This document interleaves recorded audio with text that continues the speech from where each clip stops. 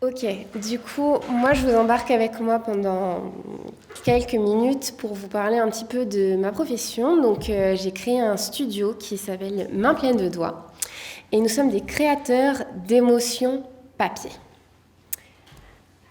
Est-ce que vous savez ce qu'est le paper art design? Non. Ok. Est-ce qu'il y a quelqu'un dans la salle qui connaît ça? D'accord. Ce studio, en fait, réalise du coup On travaille le papier, essentiellement. Que ce soit à base de plis, à base de découpes, pour pouvoir créer en général des décorations pour mettre dans des vitrines. Et pas que. On travaille essentiellement pour notre secteur, on travaille essentiellement avec des marques de luxe. Nos décors sont soit dans des vitrines, dans des vitrines fermées, soit dans ce qu'on appelle du set design. Le set design, c'est plutôt tout ce qui va être prise de photos ou petites scénographies qui vont être utilisées dans des films vidéo. Ça peut être aussi des affiches, des publications dans des magazines, que ce soit web ou que ce soit papier. Et on a aussi des décorations qui vont être plutôt des décorations pour des événements ou alors dans des lieux ouverts. Ça peut être des mobiles, ça pourrait être, pour vous donner un exemple, pour vous projeter, ça peut être quand vous allez dans les grands magasins à Noël et qu'on a un sapin énorme sous une coupole. Voilà, c'est en tout cas des décors qui peuvent être aussi au milieu d'un espace de vente ou lors d'une soirée privée, presse, etc., pour un lancement de produit. C'est essentiellement les domaines pour lesquels, pour l'instant, nous intervenons. Ah, c'est pas moi. Il y a une veste avec un téléphone. Il va s'arrêter. D'accord, parfait. Donc sur cette charmante petite musique, nous allons passer à notre transition et parler de notre place et de la place aujourd'hui de l'individu dans la création. Et vous présenter du coup plusieurs cas sur lesquels on est intervenu au niveau du papier. Dans un premier cas, on est parti en fait au début d'un projet lié avec le bon marché où on réfléchissait à des prototypes qui devaient être de légumes, de fruits qui devaient être réalisés en papier et qui devaient être mis dans des espaces ouverts et notamment à la grande épicerie. Et ce projet, du coup, après en tout cas changé de cap, il ne s'est pas fait de cette façon-là pour diverses raisons. Mais il a pu être monté et ce projet en fait s'appelait, à la base était lié à la famille italienne et il s'est trouvé que j'ai pu donc monter ce projet avec les prototypes qui avaient été proposés au bon marché pour ensuite faire des clichés qui étaient plutôt liés à une exposition pour traiter du thème justement de la famille, Ciao la famiglia, qui allait se dérouler en Italie. Et autour d'une famille, dans une même pièce, et où on allait raconter toute une histoire et toute la relation qu'on pouvait avoir dans la famille, avec un côté plutôt, plutôt posé, plutôt le visage, voilà, le visage plus clair, enfin, comment dire, plus moins farceur, on va dire, et de l'autre côté, on pouvait avoir un pendant qui était un petit peu plus rigolo. Et toujours avec une interaction entre la matière et les personnages et reprendre différentes scénettes qui allaient rappeler des histoires. Et ce qui nous a donné cette série de photos. Dans un second exemple, là, c'était plutôt on travaille pour un couturier. Et l'idée, c'était de reprendre en fait les créations du couturier et de pouvoir faire des modèles réduits pour la joaillerie. Donc on est sur des modèles, pour vous donner une échelle, là on est sur des modèles à peu près 20 cm, donc des modèles assez petits. Et dans la problématique que j'avais quand on m'a dit « Est-ce que tu serais capable de faire des robes en papier ?»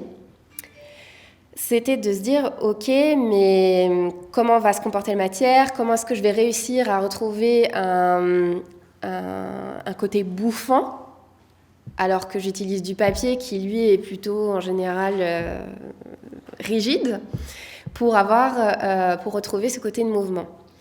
Et là, la place de l'individu dans ces créations-là a été importante. Pour moi, ça a été de vraiment me focaliser sur le travail de la couturière, de la modéliste, pour pouvoir reprendre aussi les structures qui étaient notamment les cerceaux qu'on allait pouvoir retrouver dans des robes et qui allaient pouvoir donner justement ce mouvement qui allait me permettre aussi de trouver une assise pour pouvoir construire notamment la jupe.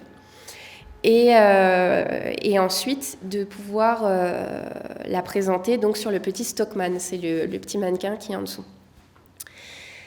La difficulté qu'il y a eu aussi dans ce travail-là, c'était qu'il y avait tout un travail qui était au début fait à la main. Il a fallu que je crée aussi des patrons comme on aurait aujourd'hui avec une couturière, enfin dans une maison où à chaque fois on retrouve pièce par pièce les choses qui vont être assemblées. Par contre, j'ai aussi besoin de l'intervention d'une machine, puisqu'à un moment, il nous a fallu trouver une solution pour pouvoir démultiplier le modèle, pour pouvoir produire plus de modèles, pour pouvoir le distribuer dans plus de boutiques et dans un temps en général très restreint. Donc, il a fallu mettre en place certains procédés qui m'aidaient surtout par rapport à la découpe de mes premières pièces, pour après, ensuite, venir les assembler les unes avec les autres et créer cette petite robe. Dans cet exemple-là, je pense que, vu toutes les interventions qu'on a eues, je pense que vous êtes assez... je pars du principe et du parti pris qu'on est tous d'accord que la technique, c'est bien, mais que l'humain est quand même au cœur et central de cette présentation. Et de tout projet. Là, on est vraiment sur un projet qui était plutôt lié à une équipe. Je vous ai dit tout à l'heure qu'on avait un studio de création qui traitait essentiellement le papier. Mais dans notre configuration, dans notre métier, comme on accompagne des marques qui proposent des scénographies complètes, on va pouvoir présenter des concepts. Et pour passer ensuite à la réalisation, on peut faire appel à plusieurs autres partenaires. Donc là, tout ce qui était papier, effectivement, c'était fait par notre studio. Tout ce qui a été ensuite dans ce genre de vitrine-là, tout ce qui pouvait être en dur, était avec un prestataire qui, lui, a pu réaliser le socle, a pu réaliser le fond de vitrine, les petites lettres, peindre avec des Pantones spécifiques pour être vraiment dans l'univers de la marque, et un dernier acteur qui allait être un imprimeur. Du coup, c'est ce travail d'équipe qui a pu être mis en place, et ce que je ne vous ai pas montré aussi, puisque sur la photo, ça n'est pas effectif, nous avons des décors qui intègrent des lumières, qui intègrent aussi des mouvements, comme dernièrement, ça, c'était la dernière réalisation de la semaine. Du coup, c'était un peu... Sinon, ça aurait été trop court de vous présenter des photos. Mais on a fait, par exemple, une colonne Maurice. Du coup, une colonne Maurice, c'est une colonne... Les colonnes qu'on peut trouver aussi dans Paris, où on a des affiches. Et en général, elles ont cette particularité qu'elles tournent. Du coup, voilà, on peut allier aussi de la lumière, du mouvement, et faire appel, du coup, à d'autres partenaires ou d'autres membres de l'équipe pour pouvoir agrémenter ces décors. Pour ce projet-ci, c'était aussi un travail d'équipe. C'était des scénettes qui étaient réalisées pour le salon Vivatech, pour La Poste, qui devait présenter leurs 11 services phares. Et ce qui était intéressant, c'était de voir justement comment on allait pouvoir à chaque fois gérer l'humain et la technologie.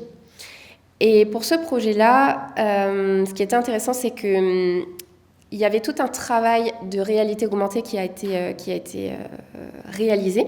Donc, les personnes, en fait, pouvaient s'approcher du stand, toucher l'iPad pour découvrir les fonctionnalités, et des petits personnages en 3D venaient s'asseoir, en fait, simplement dans les décors qui étaient conçus en papier.